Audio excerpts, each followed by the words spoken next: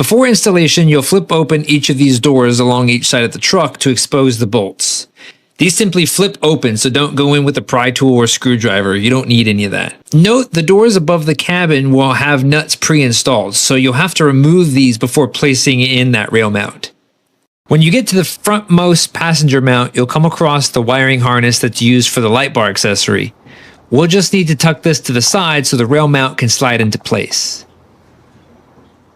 To get started with the installation, first place these pads that will adhere between the truck and the mounts themselves. They do have a correct orientation where the thin, long edge goes against the side of the truck. I wiped the truck down with some isopropyl alcohol just to ensure there wasn't any dust in the area where the pad is placed.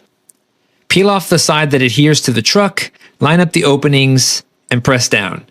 Remove the other side that adheres to the rail mount and insert the mount. Press down on the mount just a little to ensure good contact with the pad. Each mount has 2 nuts that will secure it in place. Repeat this step for all of the mounts.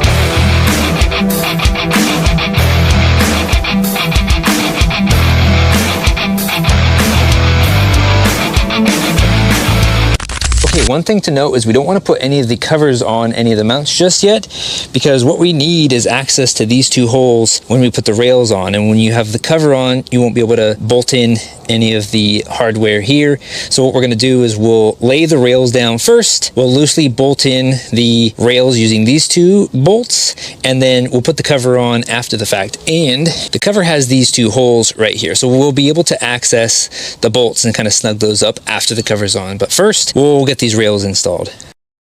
So before we get the rail set up here, what I'm going to do is I'm going to kind of start a screw with a washer on top of the Allen wrench. So that way when I put the rail on, we can kind of loosely put the bolt in, get it so that it's not going to slide around on us. So we'll kind of just set it on top here.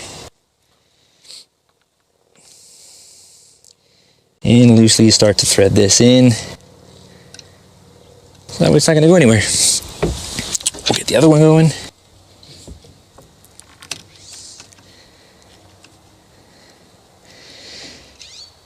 Same kind of thing. So it's not snug down by any means. It's actually pretty loose still in there, but at least this isn't going to move around on us when we do the other side. Get the bolt kind of started. Start to thread it in. And we'll do the other side as well.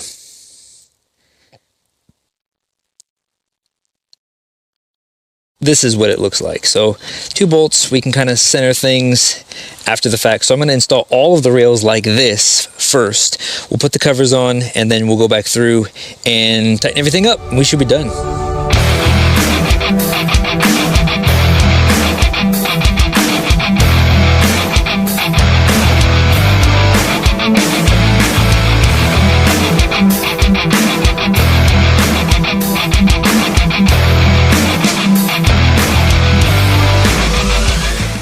And there it is. The roof rack has been installed on the Cyber Beast. I think it looks great, actually.